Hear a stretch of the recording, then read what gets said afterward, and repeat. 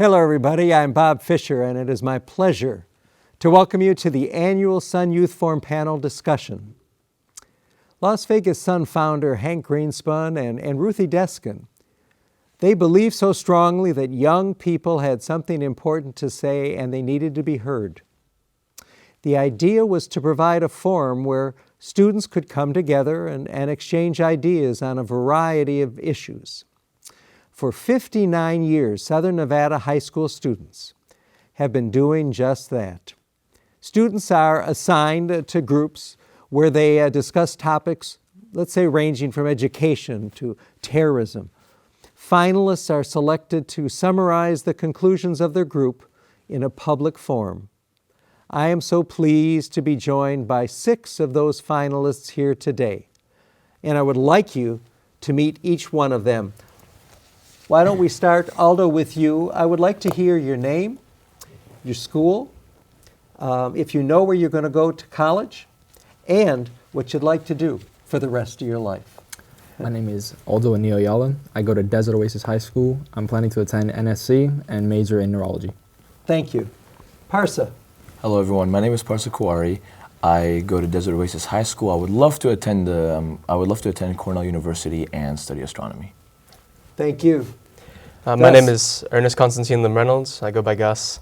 I attend Rancho Everybody High School. knows you go by Gus.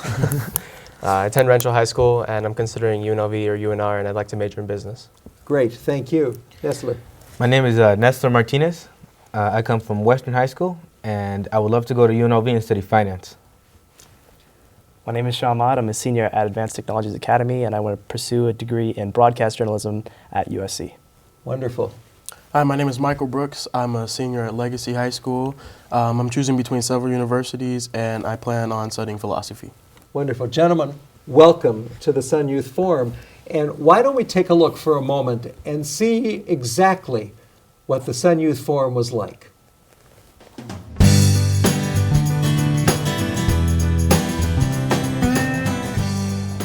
They handed us our name tags. They gave us a book that we can write all our notes in, and then we went to our assigned classrooms, and then we started discussing topics there. Then we started our discussions about the topics, and we got to choose the topics that we mostly wanted to discuss personally, something that's like issues that are kind of close to us or just very interesting. And we chose specific topics, and we had very long discussions, and they're really good discussions about these topics. Everyone's being dressed nice, that's for one. And also just interacting with other peers, you know, because we don't usually do this at school too much. There's a lot of people disagreeing on opinions, and it's fascinating to see people come up with counter arguments to support their arguments, and it's something you also don't see every day in life. It's a great event. You come and you learn different things that you never knew before. You get to meet a lot of cool, nice people, and just a lot of fun. I think it's great because this is like my first type of experience at like anything like this, where I come to like a conference and I get to speak on what my own opinions are, I think. And it's really great because not only do I get to discuss and like have my intellectual side of everything be heard, but I also get to hear other people's perspectives, and like it gives me a different view, and it helps me not only like personally, but like together as a community, the youth, we get to like come together and actually speak about things. It is so exciting. It is so exciting to see again to see that forum. Good memories, great memories. It's been my honor to actually be part of it for over 20 years. So I think what would be really exciting is if we actually did a Sun Youth Forum, meaning that each of you represent different groups, different topics. Let's give you about 6 minutes each, and let's show the viewing audience exactly what it's like. Aldo, we'll start with you. The name of your group, the topic, and a specific issue that you would like this group to Sun Youth Forum. Our topic that we had was teen topics, and the question I picked is, should college be a right for all students and paid by the government? What's your opinion? I believe it should be paid by the government, and that all students should have the right to go to college. have to agree with him on that one. Yeah. Well, I'm surprised. Well, to be honest, I strongly disagree with both of your guys' points. I believe that school, I mean, America was built under the fact of industry. You build your future from the ground up. It isn't simply handed to you. And I believe that every high school student has the ability to go to college without having government to pay for it. Right now, the government is in large debt as it is. We can't afford to be paying college to students, to every single one. It should be that the students should have the vision to go to college themselves. You know, it's a common misconception that we all, as students, have equal opportunities to attend higher education. And a lot of low-income families, they can work as hard as they can, and yet college is not an achievable dream without the support from the Department of Education. And it's a big kind of idea to end the Department of Education, to close it and get rid of all those jobs. But one of the biggest things that they provide is Pell Grants that give about $5,000, $6,000 to students, low-income families, to attend college universities. So I don't necessarily agree that all college should be funded. I don't think there's really a feasible plan that we can achieve that. But maybe I think that we should improve upon the scholarships that we already provide to these low-income families. Well, when you're talking about the scholarships that are provided and what is attainable, there's over $100 million that goes untouched by many students every year that they just do not apply for the scholarships. So until that number decreases, you can't say, well, we should think about helping more families out, because there's millions and millions and millions of dollars worth of scholarships that go untouched that could be used towards financing people's educations. There's merit-based scholarships as well as financial need-based scholarships. You're right. Those scholarships are largely untouched, but because there is not a large awareness of those scholarships, and because these low-income students don't have the opportunities to research these scholarships and aren't aware of these scholarships and don't have the means to apply to these scholarships, how can we feasibly ask them to attain these scholarships? Well, it's as simple as a public library. I mean, there's several public libraries around Las Vegas, for instance, just taking Las Vegas, and I'm sure that you can find a public library anywhere that you could find a computer and use a computer. If not, you could use a school computer. Schools spend money, thousands and thousands of dollars on having a computer lab that they have a library in the school itself that you can use free of charge. And adding on what he said, basically the student should have, if the student wants to go to college, they should do their own research on how to apply for them. It's not impossible. Maybe it would be more difficult for a low-income family to go to college, but it's not impossible. I'm not saying that, you know, it's impossible for kids that are from low income to go to school, and nor am I saying that, you know, we shouldn't fund, you know, kids to go to college. But if the kid really wants to go, then he'll take it upon himself to go. Aldo, what were the major points that were raised in your group when this particular topic was discussed? One of the groups, majority of the people are saying that it should be paid off by the government, but not 100%. There should be a percentage at least for them to help out students. But there's also the point that scholarships were a big thing, and necessarily not, because yes, there are a lot of scholarships out, but not everybody has the same ability to win. I, for a case, applied with my friend who we have the same classes, same activities. I did not get chosen while he did. So you could still apply for the same scholarship, doesn't mean you're going to get the money though. Well, that's why they make different types of scholarships, isn't it? So it kind of adheres to the needs of the student. So if it's based on the merit of the student, if they have good grades, good GPA, or a student who has a plethora or majority of community service hours, who's contributed to the community, they can get that majority of scholarship money and goes to them, and it adheres to their strengths, the strength of the student, like their GPA, their education. Right here, we should look at the bigger picture, right? The betterment of our country. You have these high school kids who are given this opportunity to further their education. Once these kids go through college, maybe get a bachelor's or master's degree, we can all agree that they'll have more knowledge, be more experienced at whatever, you know, subject or whatever job they might be looking for. We also have to look too at the point that we can't just look at America, we have to look internationally. There's many other countries, Cuba, Germany, France, all these other countries that have free education. And yes, they could be in there, or they might be striving, but their education and they have more people in higher careers that benefit the country later on. Aldo, if you would form a question that we can vote on, let's find out on this particular topic where the panel stands. Should college be paid off by the government to 8%? All of you who agree, will you raise your hands? All of you who disagree, will you raise your hand? Very interesting. Thank you. Thank you. Parsa, let's find out what your group talked about and a specific topic that you would like to talk about. Well, our group talked about school days, so just a bunch of topics generalized around school. And something I want to bring up is the issue of bullying in schools being adequately addressed? I, in my opinion, I don't think so. Why? Because from what I see at my school, people do try their hardest. You know, teachers are like, don't be afraid to step up. Don't be afraid to bring your issues, your bullying into light.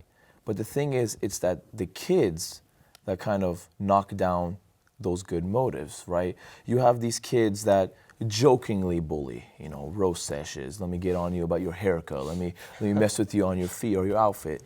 And it's almost as if it's being encouraged. Kids are being praised on doing this. But I think that's what defines the line between, you know, joking and bullying. It's the perception of the person themselves. Where, like, if they take it as a joke, or if they take it as something a little more insulting, that's and one of crosses the that biggest boundary, that's when it problems. reaches the bullying. Not everybody's the same. If Yeah. you can be joking around with one thing, that person could take it seriously or take it as a Exactly. joke. So there has to be a line. There has to be a way to teachers or administration to see that line and let them not cross it. Because you could be joking around with your friends, like you said, a roast Yeah. session, but if you pass that line and someone takes it, what could later on happen? Suicide. And what I'm things like thinking is that bullying seems to be like addressed at an administration level. Teachers, or I feel like it should come from students themselves. Students themselves should see these problems. Students themselves should solve these problems. I feel that schools overdo it with how they handle bullying situations. And the reason that I say that is because if you look 20, 30 years ago when our parents were in high school and our parents were going through different things, I feel like to an extent, certain things make you a better person and learn or teach you how to be comfortable with yourself and teach you how to do things and handle yourself and being comfortable with the person that you grow up to be. So for us to just throw out, oh, well, the school should be harsher on people who bully, or what is bullying? I mean, you have to come up with a clear definition of what bullying is, because if it's as simple as me getting somebody kicked out of a school because I say, Aldo, I don't like what you said, so I'm going to go report you for bullying. We have to encourage the opinion, which is what the Sun Youth Forum is about. We have to encourage an equal opinion and learn how to cope with everybody's opinion and teach people, instead of coddling them, how to handle other people who disagree with you. Michael brings up a good point.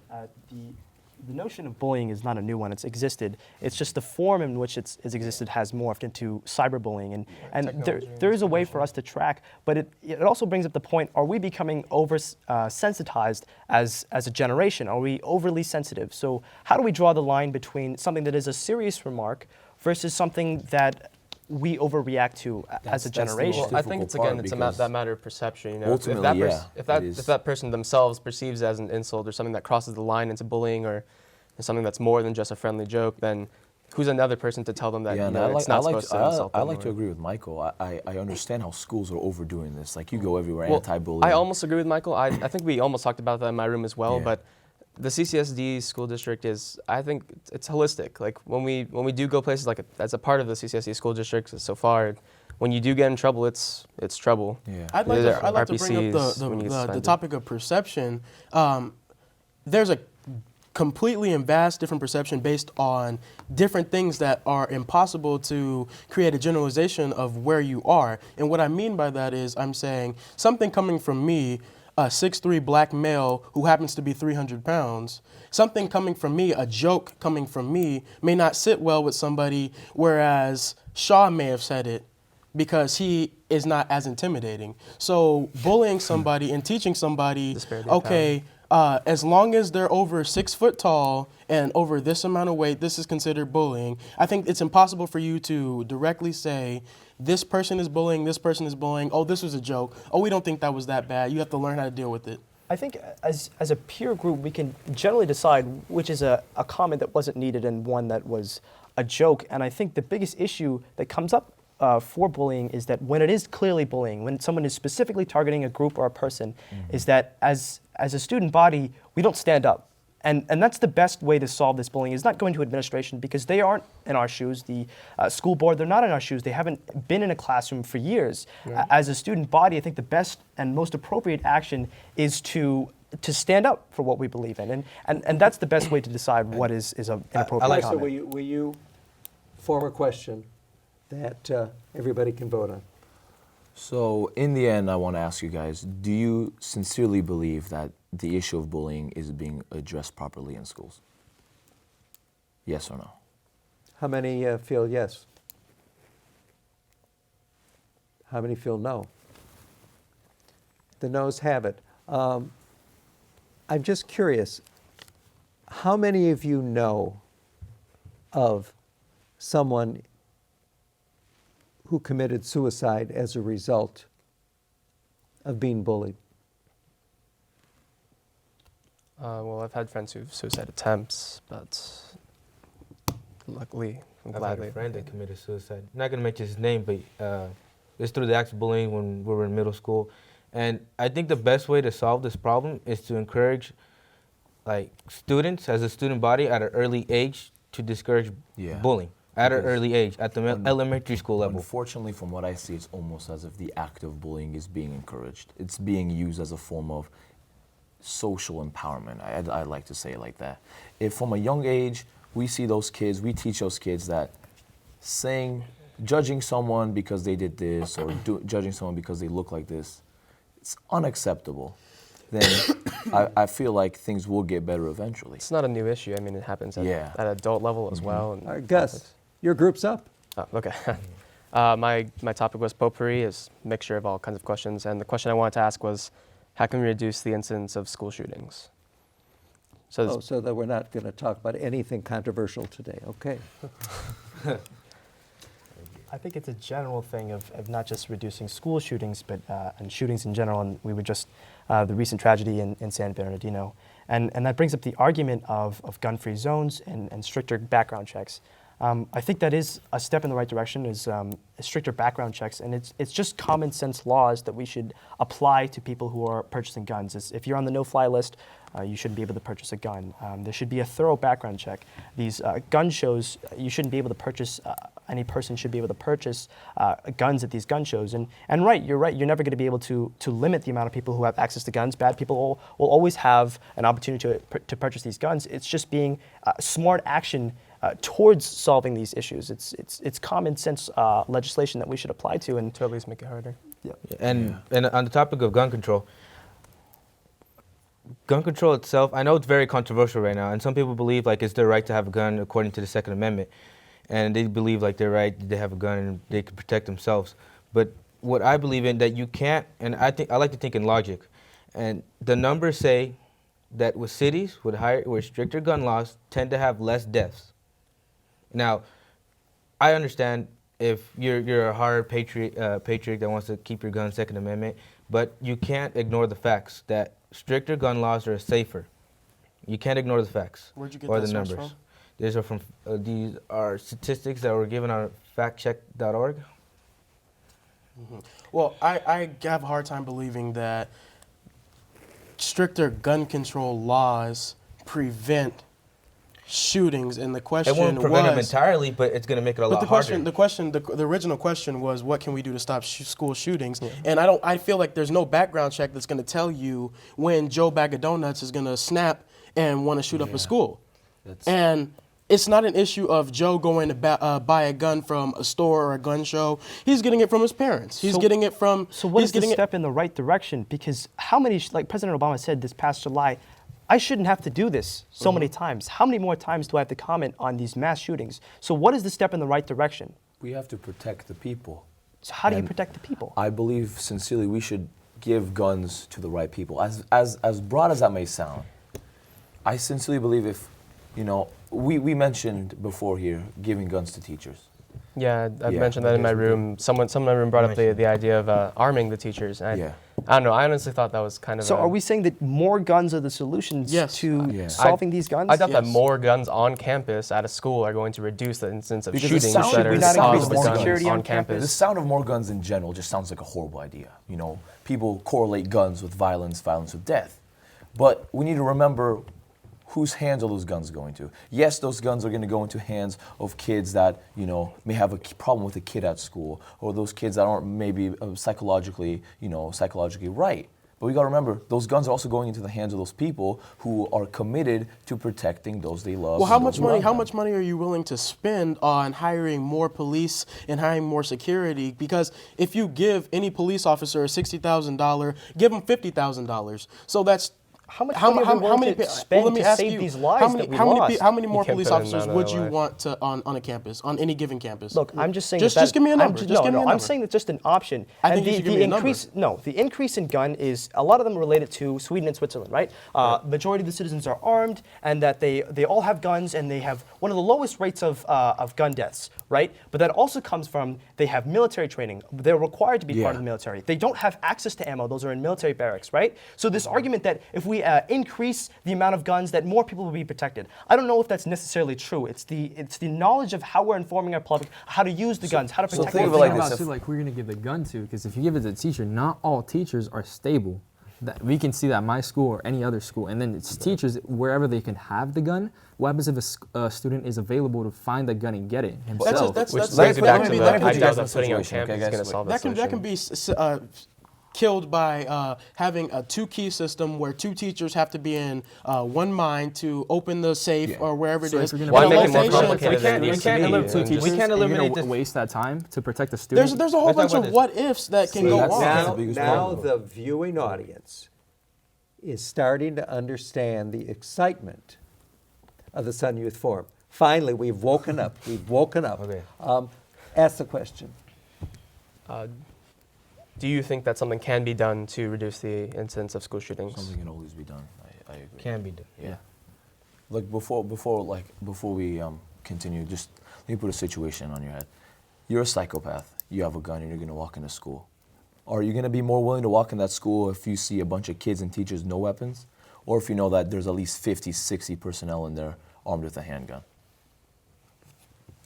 And I will close this little discussion with a quote from Craig Scott. Craig was a survivor of the library at Columbine University. Actually, Columbine High School. I should remember that because I went there to see it and to feel it. Craig said the following, and you've heard it before. It's not guns that kill people. It's people who kill people. Very good, gentlemen. Nestler, we're ready. Okay. We're ready. All right, so my topic was under America. So we talked all about all different types of topics, from sensitive to controversial. And the one What was I the want most to bring up right now, controversial? the most controversial is, should we defund Planned Parenthood? Something that Congress has been divided about for a long time. Basically, should we defund Planned Parenthood? No, and I think it comes from a common misconception about what Planned Parenthood actually does. So if you actually know what Planned Parenthood, 97% of what they do has nothing to do with abortions. It has to do with informing and giving, birth control pills and informing them on STD and HIV's medication. It gives research into that, and it gives women a tool to be safe about the sex that they have and to live healthy lives. And so I think that it's a common misconception that we're killing babies or that we're selling their body parts. There is no proof of that, and that isn't what's happening, and it's just a common misconception. Of course, if that was happening, I definitely disagree with what Planned Parenthood does, but that's not what's going on. And Planned Parenthood actually gives women a tool to be healthy with their lives and the choices that they make. Well, I absolutely disagree with what you just said. Abortions happen at Planned Parenthood, and they cost didn't say that they didn't. $1,500. You said, well, if you said that if that goes on, yeah, they sell them. No, I said that they were selling body parts, and yes, abortions do happen. But let's say that you do defund Planned Parenthood, then women are going to be forced to having abortions, because abortions are going to happen no matter what. They're going to be having abortions in unsafe manners, and they're going to be destroying their bodies. They're going to be Not if it actually threatens harming their health. Why would you go to the back alley of a 7-Eleven to If get an abortion? you want to defund Planned Parenthood, how else are they supposed to do that? You don't do it. Stop abortion. That's what what you do. What if the baby endangers the mother, or what if that mother's raped? Is she supposed to have that baby? There's not a when you're talking about rape and when you're talking about harming the mother, I feel that there's certain instances, of course, where a mother should not have to have a child. But you're encouraging teens, There you're is no encouraging encouragement going women. on. There's no encouragement. You We are should empower encouraging these women sex. who are. You are encouraging a whole lot of different things. I doubt we're encouraging No, them. you're I say that encouraging them you're not because the encouraging reason them. that you're. Wait, Oh, let me- let me say why you're okay. encouraging them. You're encouraging them because you're saying this is my get out of jail free card. If you're going to have sex and you're going to make that choice, if you're going to spread your legs, you have to be ready to deal with the Spread your consequences. legs. What happens in every situation. First of But all, that's that's a not the very only- derogatory term that you had about And not the spread only your kind legs. of thing that spread Planned your Parenthood No, no, deals no, with. no. in that What kind about of those sense. women who've been raped, who've been that was against their will, who And had I said no there's certain Ultimately- instances. So how do you where there isolate is. those incidents? How do you say that this If a person's woman okay? files back a to the- report okay. and says that she was raped, Plenty of people never convict their sexual assaulter. They right? never And in convict. order to get an abortion, they should be required How to do you, file a police look, report. None of us can be in the. First of all, it's 5 men speaking on 6 men. Sorry, speaking on the instances of rape and having a baby. None of us will ever experience that. So Yes. I think that's already unjust for us to speak on the instances of a woman. But second of all, for us to say that they should stop spreading their legs and that we as never a country said a woman should stop you spreading her use the legs term for spread rape. your legs. I never said But how rape. do you I isolate said that if- incident? I said you're encouraging people to have sex, and you're encouraging teens No, that say, but if I let's get go back- pregnant, let's let go me back- go let's ahead your and- choice let- in the oh, end. well, Yeah, let you yeah, go yeah, ahead and yeah, go yeah, get an yeah. abortion. Let's go back to the topic of Planned Parenthood. Should we defund it? Now, Yes, absolutely. you're very against abortion. Yeah, but think we about gotta it. think of all the other stuff. This is Absolutely. okay. Look, Right. we live the land of the free, the land of the free choice. America has been developed and has been built under the construction of your get to have your free choice. If a woman wants to have the abortion, it is her choice to make it. It's her body. We're not saying that we're her choice. encouraging that. We just leave it up to the free will and And- decision but of an on- individual. But if we which go is back what to the we're built topic for as a of Planned country. I mean, Parenthood, they do provide HIV services. Right. Whether you're a man or a woman, they provide birth control to the women, and they do a lot of services besides abortion. So do you not Planned think Parenthood birth control is also a thing that encourages them to have sex because it's also a get out of jail free card? But maybe people. So are we trying to morning after discourage you're- sex now? Is that a problem? It's just being It safe. helps women with their menstrual cycles as well. Regular Yeah. menstrual cycles helps with acne. So what are you things that advocating, that women should just stop having sex? and I'm they're- not saying that women should just stop having sex. I'm saying that if you look at the statistics of who are getting abortions and who are going in there, the age is 16 to 28. Now, if we don't do a good enough job in elementary school, middle school, and high school showing people the results of them having sex, then because you can't just tell me that everybody who goes and gets an abortion, because that's what you're saying. So you wanna improve everybody sex who goes and gets education. you're telling me that everybody who goes and gets an abortion I never gave you gets raped. absolutes. We- But But that's the you kind of wanna thing that have- Planned Parenthood. Unfortunately, and we could do the rest of the program on this. Ask a question. Okay. So the ultimate question comes down to: should we defund Planned Parenthood? No. All of you who feel that it should be defunded, raise your hand. All of you who feel that it should not be defunded, raise your hand. Very good. Thank you. Thank you. Okay. I hope you have a calmer kind of topic. We'll see. So my conference was about world events, and so topics ranged from international terrorism to the Iran nuclear deal to the one I want to discuss right now is Syrian refugees. So That's not controversial. So currently 32 governors have blocked their state's borders and voted against having Syrian refugees accepted into the United States. So should we allow Syrian refugees? Why or why not? I guess I'll start. I think they probably want you to start. So Yes, please. in the 1900s, when immigrants came to Ellis Island and the different parts of the United States, they saw the Statue of Liberty, which was a beacon of, we accept you're tired, you're hungry, you're poor, right? And then we fast forward 100 years later, and we can't say that we do that fairly enough as a country when we turn our back on tens of thousands of Syrian refugees who are people, first of all, the terrorist groups like ISIL don't represent the views and the people in the Levant region, right? These are the Syrian refugees and Iraqis view them as invaders, as foreigners who have taken over their territory, Trying to right? escape from And so religious these extremists. Muslims and these Christian Syrians who have been devastated by the attacks of ISIL and the Bashar regime, they've lost their families, they've lost their homes, they've lost their parents, and yet we force our allies in Turkey and Jordan to accept millions of refugees, which puts an extreme burden on their economy, yet we can only offer asylum to 36 specific cases as the United States. Is that fair as a country? It isn't fair because these people need help. The situation they're put in over in the Middle East, it's horrible. I mean, you have the ISIL, they're just going and killing, bombing, destroying, and these people want help. And yes, many people in this country feel that what if. It's the what ifs that always hold us back. What if that person, what if that refugee is a terrorist, just like what happened in Paris. But we shouldn't generalize all these Syrians. Yes, it's going to be extremely difficult to see who is a terrorist, who has good intentions, who has bad intentions, but these people in the end need help. What happened in America Paris? is the land of opportunity, the land of freedom, and I sincerely believe we should give them that chance. What happened in Paris wasn't from Syrian refugees, and there's a lot of German and European officials who have reported that the passport that they found was planted by ISIL and wasn't related to anything. It was just to cause kind of a ruckus and a riot against those of Islamic and Syrian beliefs. And the issue is that we have Ted Cruz and President candidate Jeb Bush saying that we should just block the borders to Muslims as they are the root cause. And being Muslim myself, I think that's completely ludicrous. I mean, this country was built on the aspect of freedom of religion, freedom of speech, freedom. And if we were to just destroy that constitutional law, I don't. Not to mention immigrants who are trying to escape. Yeah. The kind of persecution. And from I do agree with you. I think we should accept Syrian refugees. It is a little weary topic right now because it's very sensitive over the bombings in Paris. But I believe that if we do a thorough background check and then we make sure that those people are safe, and because the UN recommends this to us, the Syrian refugees. So well, the biggest issue that people have is that they think, well, oh, ISIS could sneak in with these Syrian refugees. But you have to understand that the refugee process is a long process and it's expensive process.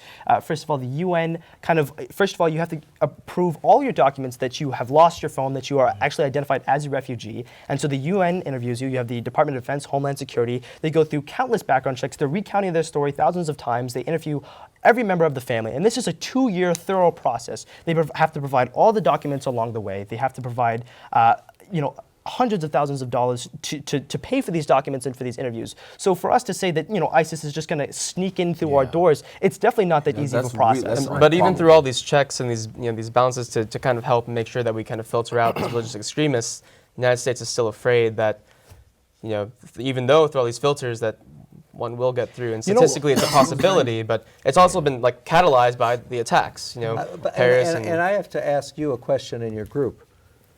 There's an elephant in the room. What about visas? Were student visas discussed in your group?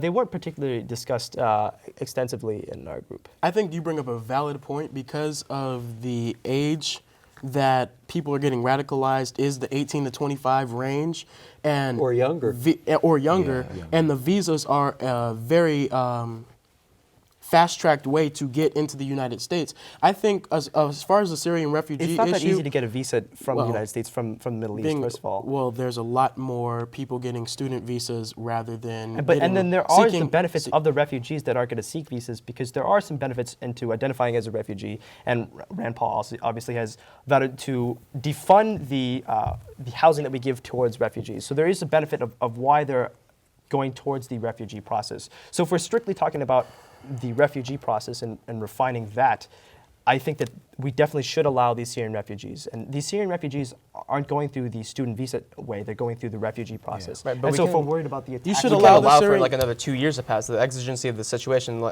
demands that we let in refugees sooner rather than later to help they that should situation. Definitely go through the proper process. I mean, everybody should go through the proper process. That's the safest way. It is the safest way. Well, you guys have to think back, though. Back in World War II, after the Nazis and everything, we still let Germans in.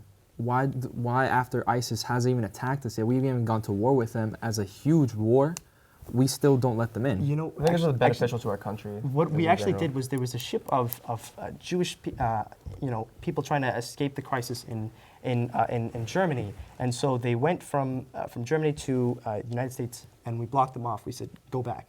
And so these people, they went back into Germany, and the majority of them were killed in concentration camps. And it's the same thing we're doing with Syrian refugees. We're telling them to just stay in Syria, go to Jordan and Turkey, and this is where they're getting slaughtered by the Nazis. If we don't let them in. I think a big issue is that Islamophobia exists in this country. And ever since the 9/11 attacks, I mean, I'm a Muslim myself. I mean, the bullying through middle school, it was horrible, because people. You can't force a state to take in refugees, and I feel that the person deciding whether or not This is a federal should- government issue, though. This isn't a state issue. Right, but I mean, if they reserve their it own comes down to a powers. state issue But we, when as a certain federal- things are getting attacked, we fought a which war is over this. the reason behind why Paris was attacked in the first place was because it represented an unholy place and was not a great place with all the prostitution and And you everything know the like that. funny thing is but that- okay, can you let me finish? If it represented that and everything like that, I would hope. And I would pray that my governor or my representative who's going and debating the issue would think, what is Sin City?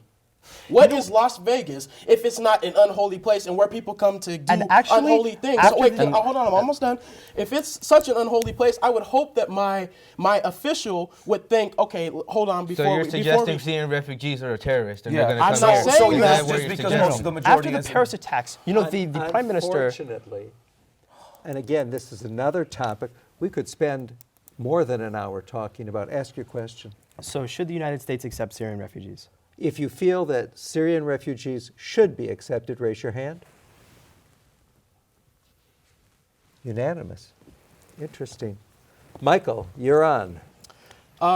My category was law and crime, and we had a two-part question. And the question is, should all the nation's police officers be required to wear body cameras? And would the body cameras and the affect the interaction that the police officers have with the individuals and discourage and prevent police brutality? So what are you really asking? Should the nation's police officers be required to wear body cameras? Do you feel that there's police brutality? I do feel that there's police brutality. I know that there's police brutality. But I think it's a little absurd and I think it's a little asinine to think that we can fund systems that cost $200 apiece to every nation's police officer. I think that we should inform the people that if they're not comfortable with the situation and they're not comfortable with how they're being treated, to almost every American has a phone and almost everybody has the ability to record on said phone. Yeah. So if they're not comfortable with the situation that's going on, officer, whatever your name is, I'm going to record this and I'm going to use this. Which is our right, but I think it's kind of ironic how we're supposed to put our trust in these people that we vest with power.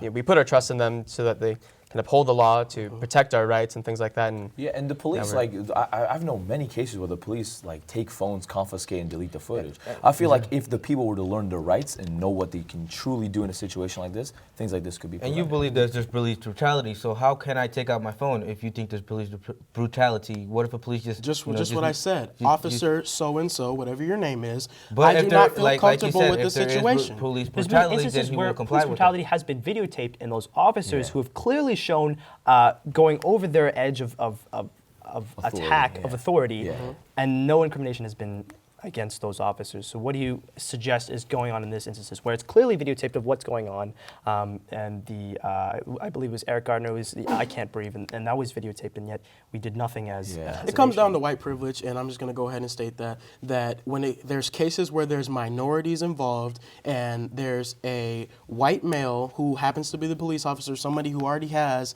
a level of authority over somebody, I feel that in certain situations, things and juries are not adequately selected based on what a true representation of your peers are in situations and end up being in favor of the police office. So you say that we select a jury that's consists of minorities or something that's a little more consistent? I think that the jury should represent the the victim? United States. I don't think that a jury that if we go down south, a jury of my peers down south would be a jury predominantly white, whereas if I went to Detroit, a jury of my peers would be predominantly African American. The defense in a law case has the right, without any question, to disregard or a certain jury member. So they have that the authority to disregard and get rid of any jury members that they think would incriminate them. So how do you say that we ease the race There's a relations time between? frame that a jury has to be selected that puts pressure on not only the defense but the prosecution as well to select these members fast, because every day costs money. So they can't spend 6 months trying to find one jury.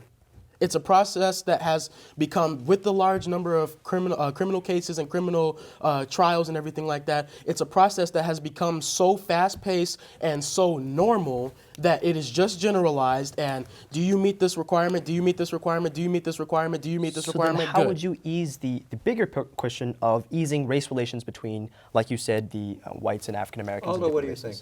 I was gonna say, based on what Michael said, like what he was saying, I think it was correct. All men should be treated equal. They should have the equal right as any other person. And how we were saying, back when this country was created, white men have more dominance, and that still continues now with racism. Slavery happened. Islamics now are being racially attacked. Who's next? Latinos now, with Donald Trump saying we're going to close the borders. All these people are getting attacked for what reason, though? Everybody should be equal in this country and should be represented equally. And back to the question that we were saying, should they have a camera? I had an incident on my job, and a police officer had a camera. I never noticed it. And then when I finally did, he said, we're just trying to protect you in case someone comes. If someone comes and attacks you when we're there, or someone did something and we were at an angle that we could see it, so we can later on protect you in court. The reason that those actions that you stated happened before with those who are Muslim being judged against Latinos, it's because of a generalization over the entire population because of what a few did, and that's a social stigma that will be extremely difficult to get rid of, and I think it's a predominant problem in our country. Right. So the sub-question was putting these cameras on police officers will kind of pressure them into I maybe pulling the law honestly a little think more the camera firmly, right, idea, and if it not weren't so respecting their expensive, would be a boundaries, great idea. But I think economically it's not feasible, disregard right? price, that camera would just totally just change our criminal justice system. I mean, I feel as if cops, kind of like a kid with a teacher over his back, would act totally different when that teacher wasn't there. That's what I feel like that camera would represent. We're supposed to trust in them anyways. We're not supposed to trust in a piece Well, of yeah, technology. we trust When the it comes cops. to That's crime, how it too. feels. Like, Like, look what happened. people automatically assume that all cops are bad, but it's not true. I mean, I see with my own We're eyes. supposed to take an oath to- Yeah, no, it kind of pains me when I see people cursing out cops just because they're cops, because of what a few did. Well, what concerns people the most is police brutality. But I believe if we had these cameras, then these cameras will remain no doubt to a jury what actually happened and what events took place at that moment. So that way, the police has no advantage or no leverage over the jury, just because he's a police officer, authority. just because he's part of the authority, and the camera. Ferguson. And Ferguson, he didn't have a camera on him. People had to record it. And then all the arguments were, oh, it was taped or it was edited. It was on his phone, and people still didn't trust it. The police just got, So how do you- But if we have a walked police, away. but if we have a camera Yeah, on on the camera, them, the police it's know. trustful. Exactly. It's not edited. It's not been touched with. It's not been tampered. It's a legitimate source of evidence It's of not what being- actually took and- place If at we're that being moment. honest, if we decided to use these cameras, where are we going to get them? How much are we going to pay? Yeah, How much of our it's budget are we not- going to have to? Well, We we all can agree figure that it out. Morality, Yeah, morality it's sake, kind of- it because should be these people right, protect but at us. economic sakes, we can't do it because we don't have Right. money. Do Yeah. you want to get more in debt? Well, don't say it's impossible. We can do it. No, we can't. And if we find a way. No, right here. Would this be on I a see federal you're totally level, or close, like you're would this totally be up to close a to the state idea. decision? Isn't it up to the state's powers? we or should to start with We state all maintain agree their own I that- believe that a enforcement? state should start it off Yeah. to see how it works out, not at a federal level, but a state. Like little So tests, each and every, so now we'd have to decide this 50 times over, and not just one unanimous. Michael, what was the consensus in your group? The consensus in my group was we all actually agreed that police officers should wear body cameras. However, it's not feasible because of the economic cost. Going back to what you guys said about the agree. state level, we also have to determine if that state actually needs a cop with a camera, because there's states that have less violence through police brutality than other states. You have to decide, is the cost worth it towards reducing these instances of police brutality? And maybe that would be worth a cost in Ferguson and in these different areas in southern states. But so it has to be justifiable. So I don't think that the cost, I think that the budgeting and allocation of funds is something that could easily be done. It's just, can we justify the burden? Is it necessary? And do our congressmen and women, do they think that it is appropriate and justified? And if we can say that it is justified, then I think we can do it. Michael, ask your question. In a perfect world where we had enough money to support the idea, should police officers wear body cameras? Yeah. I vote yes. Yeah. Yes or no? Unanimous. Unanimous. Let's shift away. I think that all of you have now got a feeling of the Sun Youth Forum. The six of you are just superb, absolutely superb. And imagine in a room, my room, there were 24 different high schools represented. And I think it was pretty much uniform with the 1,000 kids, the 1,000 kids who were here. let's actually. I'm going to start, Aldo, with you. What surprised? What were your expectations? What surprised you? And what has the Sun Youth Forum meant to you? And the great thing is that we're taping pretty fast after the Sun Youth Forum, so it's still fresh. Still fresh there. I would love to know your feelings. Well, this is my first year at Sun Youth. My expectation was like a huge debate just like this, and it actually opened my eyes that we as students should actually have like more of a voice in our states, in our country, because if we think like this, just like adults, many adults don't think we think like this and want to expand on points that they think is too minor for us. If we can open up our voice and talk about this, then we can actually be a part of it and help them change, because they need us as much as we need them. So. Yeah, I enjoy this experience so much. I mean, I'm a junior, so hopefully I get to go next year. Those kids in your room, those kids in your guys' room, you guys, we represent the future of this country. And our ideas are great ones. And this Las Vegas Sun Youth Forum, I think it's a great opportunity so we can put our voice. I mean, we can put our opinions, our ideas on how to make our future a better place, and You feel it. Yeah, we give it a voice, and I like that.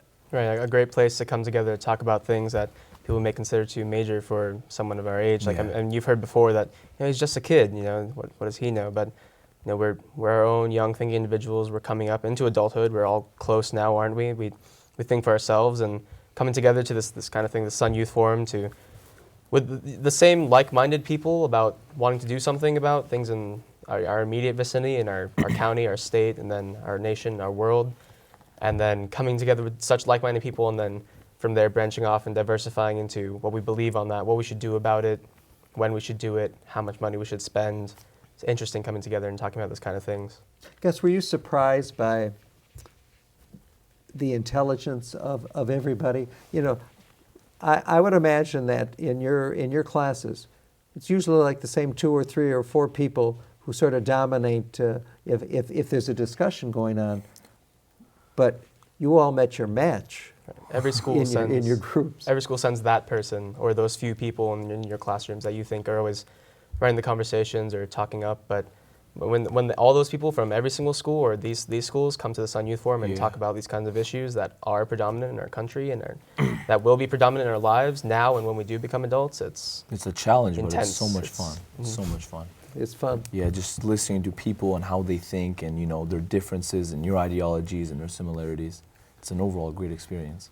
That's what. So, it was a great experience participating in the Sun Youth Forum, and it was kind of like, debate battlefield that was going on there. But, what really surprised me was that even though we all had our differences, the room was basically split up because we're talking about, American issues that are talking about in Congress, very controversial party lines like abortion, gun control, and you name it. It's very controversial. And how come you didn't bring up those topics? Well, we were talking about one topic. Okay. We're told to stick with one. Well, and even though we all had our differences, there was always a sense of wanting to find a middle ground, a compromise. Just how the greater history of America has been. We're always trying to find a compromise, a way to agree, so both sides are happy, and that's what really surprised me. And I'm very thankful to be one of the representatives here at the Sun Youth Forum, and it surprised me the intelligence that every student had there. Everybody had their opinions. Some people had single issues that they wanted to talk about. They're the experts at, and then other people like Syrian refugees, and then other people were well-rounded and really represented the schools well. So it was my first year doing Sun Youth Forum, and I'm so used to the speech and debate mindset where it's either affirmative or negative, right? You have a black or white perspective on something. And so it was really refreshing to go to the Sun Youth Forum and kind of see something besides my own perspective, to see the different perspective that people had and the justification, and it kind of opened my tunnel vision towards some of the issues that we see, because of a lot of these issues that we talked about, they don't have a black or white answer. There's not just one thing that we can do that we should or should not do as a nation to solve these issues. And so you kind of get a holistic view of these issues, but the steps that we can take towards solving these issues as a coming nation. So I really think that the Sun Youth Forum really empowers students to go ahead and think about these issues and work towards steps in solving these issues when they become involved in politics and become leaders in their communities. And this is one thing we have to keep in mind, that every decision that Congress makes today or the government makes today is eventually going to affect us in the future. And that's one thing that at least my group understood in the room, that every choice that they're making right now in the government, Congress, or the president is going to affect us in the future. Did they discuss the Supreme Court? We did not discuss the Supreme Court. Maybe they should have. Michael. I agree with everybody when saying the experience of the Sun Youth Forum was something I was totally not used to, and especially being in the presence of people who debate and do or have different interests and levels and everything like that. It's interesting to see, just as you said, since multiple schools participate in this, seeing the difference in responses based on where a school may be located in Las Vegas or where the school. This population size of the school, different things that affect how a person will respond to certain topics and certain issues was something extremely interesting to me. I'm going to ask a question out of left field. Who is your hero? Who is your hero? Aldo? That's really hard. I'm gonna say my dad. Why? We came from a poor country, Cuba, when I was young, and 3 jobs, didn't sleep. He's the person that will work 3 jobs and still not getting sleep or get enough money to pay off what we had, and he is the person that's like inspiring me to go to college, get a good career, and make something better. So when I have a family, they don't have to see me as a father struggle through what he has. Wow. Who's your hero? And by the way, you really have a broadcasting voice. He's going to be a broadcaster, but you also have a broadcasting voice. Well, that's a tough question, but ultimately, my hero isn't a person, it's an idea. It's a manifestation of something that does everything in his power to do the right thing. And I think that's my definition, my idea of a hero. And maybe that person will come in the future. Maybe he already has been here.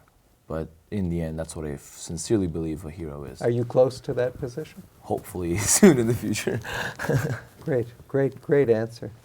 Oh, well, I mean, I'd also like to say that my hero isn't someone who's real, tangible, but I know I used to say almost jokingly that my hero was Vito Corleone from The Godfather. But not his criminal aspect, but his ability to take the advantages given to him coming up from a poor family and emigrating to this country, and taking advantage of what we call the American dream to propel himself through what we thought were glass ceilings and to move himself into a better place for himself and his family. And it's kind of what I hope to do with myself, take advantage of the things that are offered to me, like our education system, our economy itself. All right, for me, I would have to say one of my heroes, or someone who's like really supported me throughout the years, was one of my English teachers when I was a junior, Mr. Albert. I mean, in through freshman year, sophomore year, I wasn't the most educated kid. I didn't really care about topics like this. I didn't really care much about school. But now since I met him, I've gotten all my life together. Now I actually know what I want to do, what path career I want to take. And someone else who actually inspires me is Alton Brown. I don't know if you guys know him, but Alton Brown, he's like a cooking show, Good Eats. And because I'm always curious, I always want to know exactly why this happens or exactly how things get done. And that's my hero. Wonderful. Your hero? I have 2 heroes. One would be my dad, and he also had the American dream where he came from nothing, and he brought our entire family here, and he created a great opportunity for my parents, for my mom and my brother and sister. And another big hero for me is my brother, and he showed me that resiliency, and that in instances in your life you may work as hard as you can, you could be as smart as you want, and sometimes things don't go your way, and that's how life is. And he's just shown me to be resilient and just keep your head down and work, and you can truly be successful. And he's always supported me and guided me through that. Thank you. It's funny that you say that, because I was thinking about what I was going to say as the other people were speaking. I actually don't have a hero in the sense of a person, but my hero is my is a driving force, and the driving force of seeing what makes me do what I do. And the thing that I realized that what makes me do what I do is the principle that not everything is what you see at face value, and not everything is what you see from the beginning. And there's so much to learn, and there's so much to explore, and there's so many things to do, that it's up to each and every one of us to find in ourselves our purpose and our desire and achieve that. Gentlemen, I am so very, very proud of the Sun Youth Forum is just spectacular. It is just spectacular, and all 6 of you equally spectacular. And the American dream is alive and well, as long as we continue to develop and produce gentlemen and ladies like we had at the Sun Youth Forum. I also want to go off script before I do my concluding remarks, something that I always neglect to do. And that is, I believe that UNLV is really the heart and soul of Las Vegas. We are so privileged to do this program at UNLV Television. I am just always amazed at the professionalism, at the talent, at the skill, at the dedication of the people who work at this television station, and the people who intern and volunteer, and they want broadcasting to be the best that it can possibly be. So hear to UNLV Television, and thank you for joining us. Until next year, this is the Sun Youth Forum signing off.